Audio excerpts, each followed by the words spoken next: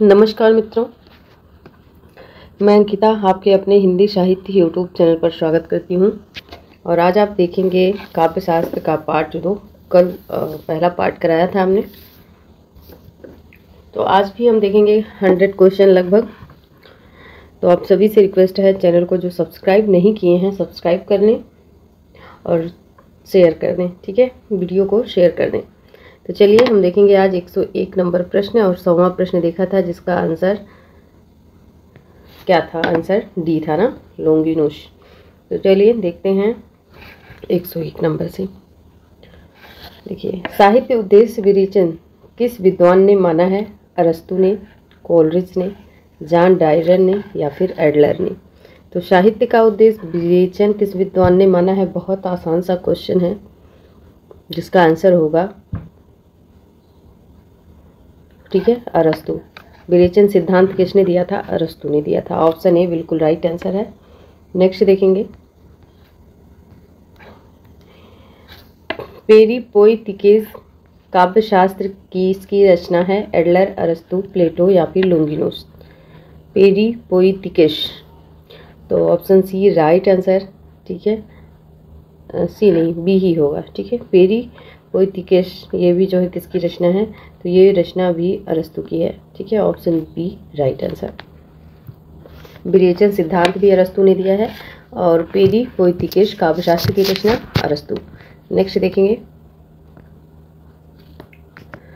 अरस्तु ने नाटक त्रासदी के कितने तत्व माने हैं? 7, 3, 6, 5।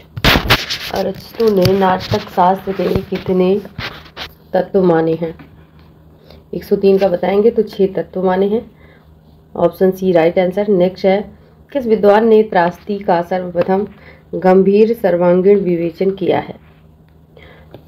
प्लेटो ने, अरस्तु ने, एडलर ने या फिर कोलरिज ने? तो ऑप्शन बी राइट आंसर, अरस्तु ने ही किया है। कल्पना के लिए फैंसी शब्द का प्रयोग किसने किया है? होरेस, प्लेटो, जॉन ड्राइडन या फिर कोलरिज? कल्पना के लिए फैंसी शब्द का प्रयोग किसने किया है? तो option C right answer, John Dryden ने किया है। नेक्स्ट देखेंगे,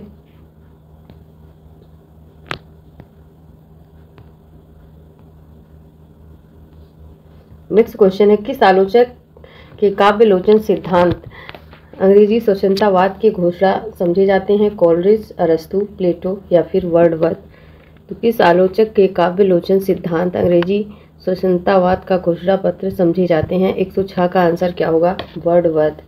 ठीक है, option D right answer. Lyrical blade किसकी काव्य संग्रह है? वर्डवर्थ, दांत, लोंगिनोस या फिर शेक्सपियर? तो ये वर्डवर्थ का है। लिरिकल ब्लैड किसका काव्य संग्रह है? वर्डवर्थ का। नेक्स्ट देखेंगे, नेक्स्ट क्वेश्चन है, कल्पना के 2 प्रकार, प्राथमिक कल्पना और विशिष्ट कल्पना किसने माना है? इलियट, कोलरिज, प्लेटो या फिर अरस्तु? कल्पना के 2 प्रकार, 108 नंबर का क्वेश्चन, ऑप्शन बी होगा, कोलरिज ने माना है। कल्पना के 2 प्रकार कोलरिज ने। दी वेस्टलैंड प्रसिद्ध कविता किसकी है? दी वेस्टलैंड प्रसिद्ध कविता किसकी है? और ऑप्शन है आपका इलियट, वर्डवर्थ, कोलरिज या फिर जॉन ड्राइडन? तो ऑप्शन ए राइट आंसर। ठीक है, इलियट है। परंपरा सिद्धांत और कला निर्वैयक्तिकता सिद्धांत किस आलोचक ने दिया है? होरेस, इलियट, लोंगिनोस या फिर वर्डवर्थ? तो इलियट ने दिया है। परंपरा का और निर्वैयक्तिकता का सिद्धांत इलियट ने। नेक्स्ट, आप लोग लाइक शेयर जरूर कर दीजिएगा, पहली बार हैं तो सब्सक्राइब करते जाएंगे। नेक्स्ट क्वेश्चन है, विसंगत अनुक्रम छांटिए, मतलब जो असंगत है। तो श्रृंगार तिलक रुद्र भट्ट का, उज्ज्वल नीलमणि रूप गोस्वामी, काव्यादर्श दंडी कुवलयानंद अभिनवगुप्त?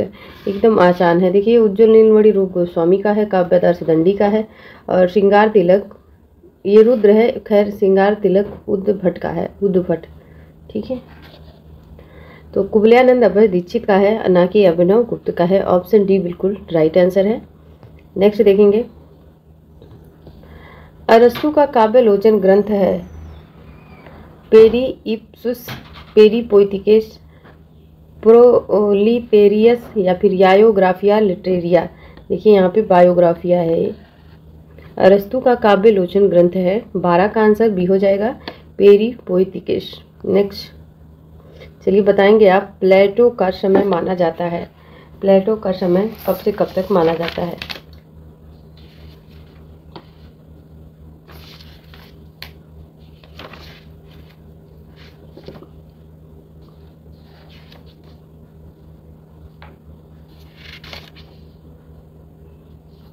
इस क्वेश्चन का आंसर देंगे तो प्लेटो का समय फ्रेंड 427 ईस्वी पूर्व से 347 ईस्वी पूर्व माना जाता है। ठीक है, ऑप्शन ए आपका राइट आंसर है। नेक्स्ट क्वेश्चन देखेंगे, प्लेटो के संपूर्ण चिंतन का मुख्य उद्देश्य है आदर्श राज्य निर्माण, आदर्श कवि निर्माण, आदर्श अनुकरण निर्माण या फिर आदर्श काव्य निरूपण। ठीक है, प्लेटो के संपूर्ण चिंतन का मुख्य उद्देश्य क्या है? बताएंगे आंसर क्या होगा?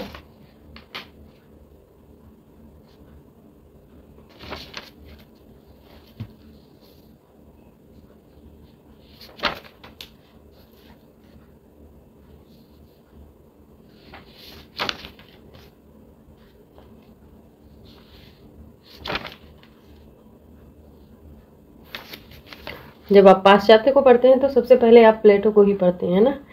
तो प्लेटो के संपूर्ण चिंतन का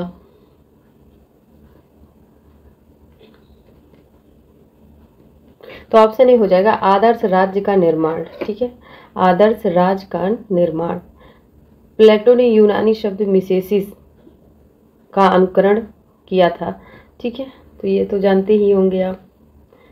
प्लेटो एथेंस का रहने वाला था और इसके नाम का मतलब, प्लेटो का मतलब क्या होता है? तो प्लेटो का मतलब अफलातून ही है और अंग्रेजी नाम इसका क्या है? प्लेटो है ना। चलिए आगे बढ़ते हैं। और इन्होंने प्रत्यय सिद्धांत भी दिया था। प्लेटो की रचना नहीं है, बताएंगे। इयोन नहीं है, रिपब्लिक नहीं है, पोलिटेइया नहीं है, पेरी पोएटिकस नहीं है। प्लेटो की रचना इनमें से कौन सी नहीं है? इस प्रश्न का उत्तर देंगे।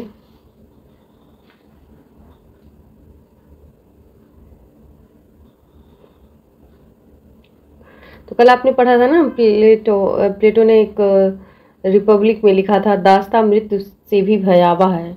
ठीक है, दास्ता जो है मृत्यु से भयावह है, लेकिन यहाँ पे रचना पूछा है तो प्लेटो की रचना नहीं है, पेरी पोएटिकस।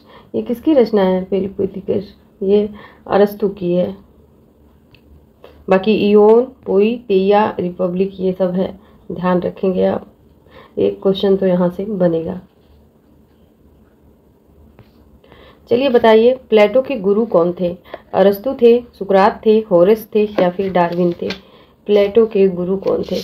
तो याद रखना, प्लेटो के गुरु जो थे वो क्या थे? प्लातोन थे, प्लातोन। आप देखेंगे ना गोविंद पांडे वाली पुस्तक तो उसमें मिलेगा। सॉरी, ये तो प्लेटो का ही नाम था। प्लातोन तो ये तो प्लेटो का ही नाम था, माफ़ कीजिएगा। इनके मतलब गुरु के द्वारा ये दिया गया नाम था और मैं थोड़ा सा दिमाग उधर चला गया मेरा, इसलिए। तो प्लेटो का ये मतलब गुरु प्रदत्त नाम था, गुरु द्वारा दिया गया नाम प्लातोन था। प्लेटो के गुरु कौन थे ये बताना है। तो प्लेटो के गुरु कौन थे? क्या होगा आंसर? प्लेटो के गुरु सुकरात थे, याद रखेंगे आप। Option B right answer. Next question है, अरस्तु का जन्म स्थान कौन सा है? अरस्तु का जन्म स्थान कौन सा है? तो याद रखेंगे, अरस्तु का जन्म स्थान मकदूनिया है। देखिए ऑप्शन में है कि नहीं, अलग अलग ऑप्शंस दिए गए हैं। ठीक है, तो अरस्तु का जन्म स्थान तो मकदूनिया मुझे याद था, पर यहाँ पे क्या दिया गया है? एथेंस, स्थागिरा नगर, खलकिस नगर या फिर पालमीरा। ठीक है, मैंने तो मकदूनिया पढ़ा था, तो क्या हो जाएगा?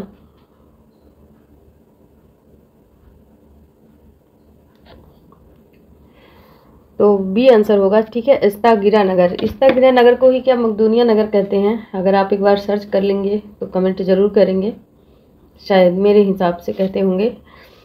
नेक्स्ट क्वेश्चन देखेंगे, अरस्तु का जन्म और मृत्यु समय है। ठीक है, 384 से 322 ऑप्शन ए में है। ऑप्शन ए बिल्कुल राइट आंसर है। मकदूनिया या फिर आप इस्तागिरा याद रखेंगे। नेक्स्ट क्वेश्चन है, अनुकरण सत्य से 3 गुना दूर है माना प्लेटो, अरस्तु, सुकरात या फिर लोजाइनस। अनुकरण सत्य से 3 गुना दूर है, क्योंकि अनुकरण तो ये प्लेटो ने ही दिया था ना। अब ये कह रहे हैं अनुकरण सत्य से 3 गुना दूर है।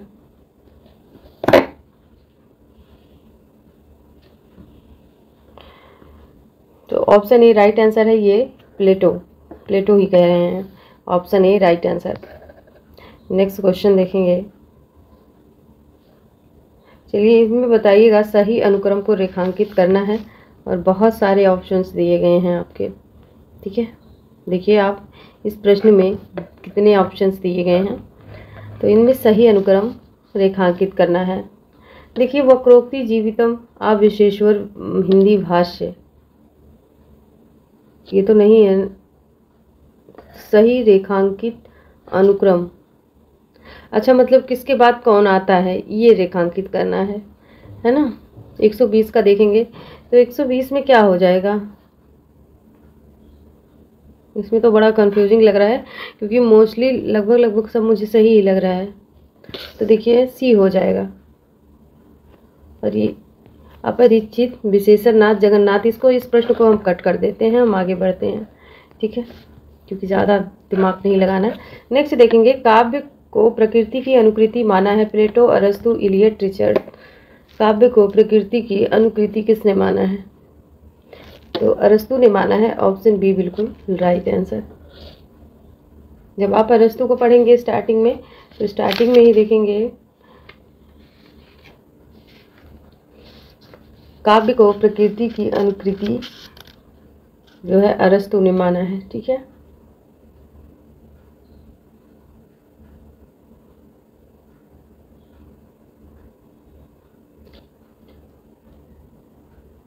चलिए आगे देखेंगे नेक्स्ट क्वेश्चन। नेक्स्ट क्वेश्चन है, कविता प्रबल मनोयोगों का सहज उच्छलन है, कौन मानते हैं, कॉलरिज, रिचर्ड, इलियट, वर्डवर्थ। तो वर्डवर्थ मानते हैं, ठीक है, वर्डवर्थ मानते हैं कि कविता प्रबल मनोयोगों का सहज उच्छलन है। नेक्स्ट देखेंगे, अरस्तु ने त्रासदी के कितने अंक माने हैं, वेरी वेरी इंपॉर्टेंट है ये पूछा जाता है। अरस्तु ने त्रासदी के कितने अंक माने हैं, तो त्रासदी का मतलब क्या है, यहाँ पे ट्रेजेडी है ना। तो 8, 12, 6, 4 कितने माने हैं, तो 6 माने हैं। ये प्रश्न रिपीट है ना। आगे देखेंगे,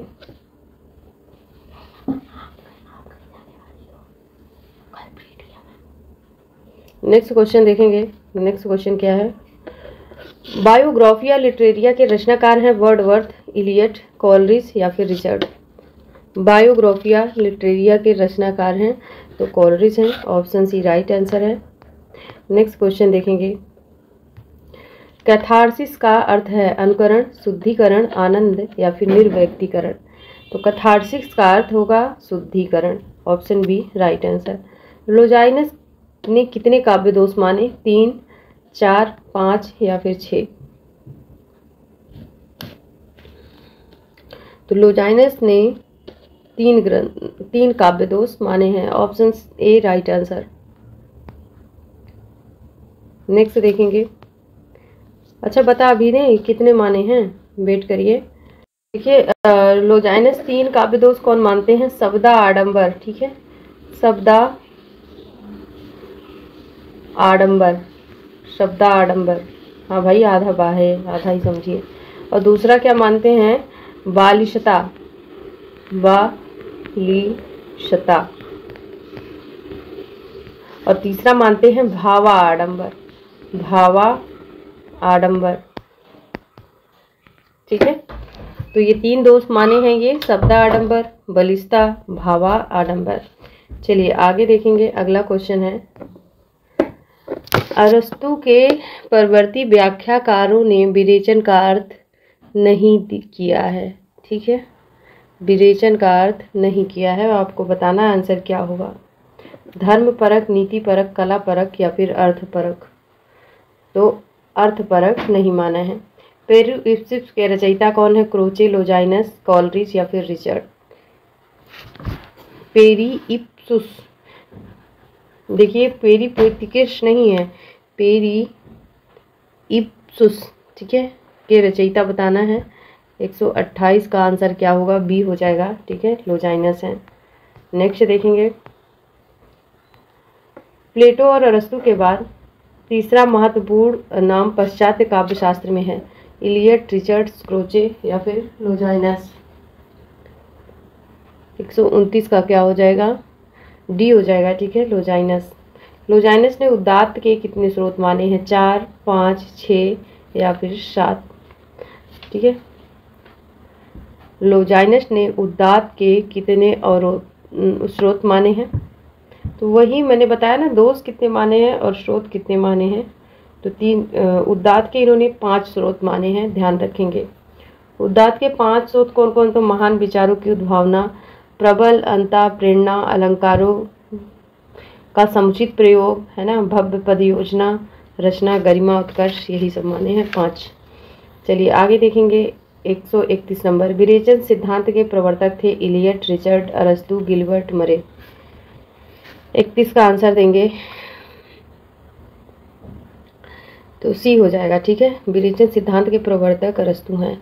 लोजाइनस के अनुसार काव्य दोष नहीं है। बागा आडंबर, बालेयता, भावा आडंबर या फिर अभिजात पद रचना? अभी आपने देखा है 3 दोष भी इन्होंने माने हैं। तो पहला जो है शब्दा आडंबर, बालिस्ता और भावा आडंबर। तो इसमें डी हो जाएगा, अभिजात पद रचना कहाँ माने हैं। नेक्स्ट है, त्रासदी का अंग नहीं है, चरित, कथानक, मंगलाचरण या फिर विचार? तो त्रासदी का अंग नहीं है, क्या नहीं है? त्रासदी का मतलब ट्रेजेडी होता है और ट्रेजेडी में कहाँ पर मंगलाचरण हुआ, है ना। तो ऑप्शन सी राइट आंसर। चलिए अगला क्वेश्चन देखेंगे, लिरिकल ब्लेड्स के रचनाकार कौन है? इलियट, रिचर्ड्स, वर्डवर्थ या फिर कॉलरिज? ठीक है, लिरिकल ब्लेड्स के रचनाकार कौन है बताना है। 134 का आंसर क्या होगा? तो 134 का ए हो जाएगा, इलियट है।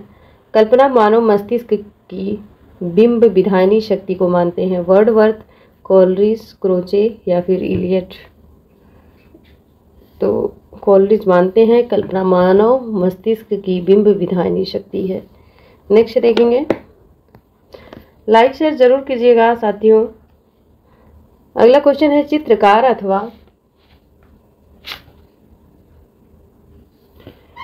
अन्य कलाकार की तरह कभी भी अनुकरता है, कथन किसका है? प्लेटो, अरस्तु, सुकरात या फिर इलियट का है? ठीक है, ये प्रश्न आंसर क्या होगा इसका? तो आंसर बी हो जाएगा, चित्रकार अथवा किसी भी अन्य कलाकार की तरह कभी भी अनुकरता है। ओके, नेक्स्ट क्वेश्चन है, आम आदमी की भाषा अथवा ग्रामीण भाषा के पक्षधर थे, बताना कौन थे? कॉलरिज, वर्डवर्थ, क्रोचे या फिर अरस्तु थे? 137 का बी हो जाएगा, वर्डवर्थ थे। ठीक है, 2 बार आप इस वीडियो को देखिएगा। नेक्स्ट है, कविता को भावों का सहज उच्छलन नहीं मानते। वर्डवर्थ, कॉलरिज, रिचर्ड्स या फिर इलियट? 138 का क्या होगा? डी हो जाएगा, इलियट नहीं मानते हैं। मूलतः दार्शनिक और सौंदर्य शास्त्री हैं। कॉलरिज, क्रोचे, रिचर्ड्स या फिर मैथ्यू अर्नाल्ड? तो ऑप्शन बी राइट आंसर है, क्रोचे हो जाएगा। नेक्स्ट क्वेश्चन है, परंपरा और व्यक्ति प्रज्ञा निबंध के लेखक हैं। आई ए रिचर्ड्स हैं, बन देते क्रोचे हैं, इलियट हैं या फिर कॉलरिज हैं? परंपरा और व्यक्ति प्रज्ञा निबंध के लेखक हैं। 140 का आंसर क्या होगा? सी हो जाएगा, इलियट। अभिव्यंजना सिद्धांत के प्रवर्तक क्रोचे, कॉलरिज, मैथ्यू अर्नाल्ड या फिर वर्डवर्थ? 141 का बी हो जाएगा, कॉलरिज हैं।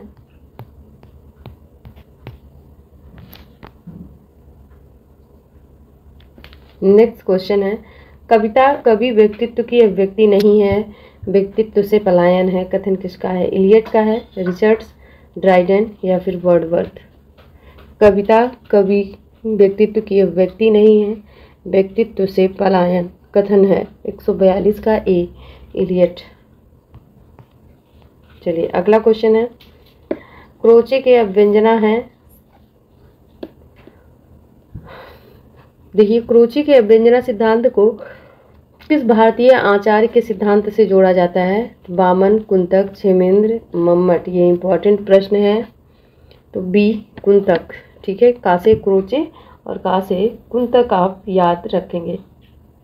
नेक्स्ट क्वेश्चन है, द कॉकटेल पार्टी काव्य के लेखक ड्राइडेन है, रिचर्ड्स हैं, वर्डवर्थ हैं या फिर इलियट हैं?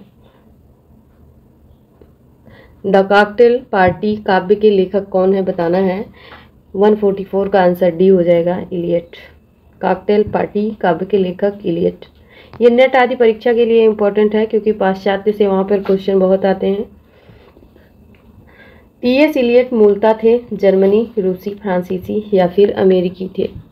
तो टी.एस. इलियट मूलतः थे, बताना है। 145 का आंसर ऑप्शन ए। ठीक है, जर्मनी के थे।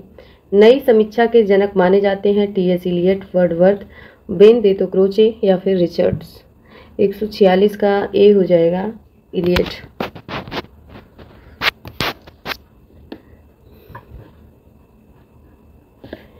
स्थैतिक पुस्तक के रचयिता हैं कोलरिज, क्रोचे, रिचर्ड्स या फिर इलियट?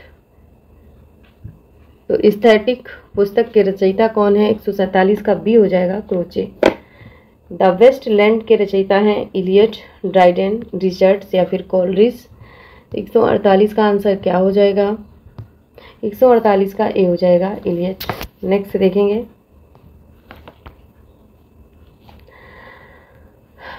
अभ्यंजनावाद को भारतीय वक्रोक्ति का विलायती उत्थान किसने माना है? श्याम सुंदर दास, रामचंद्र शुक्ल, हजारी प्रसाद द्विवेदी या फिर लक्ष्मी नारायण सुधांशु?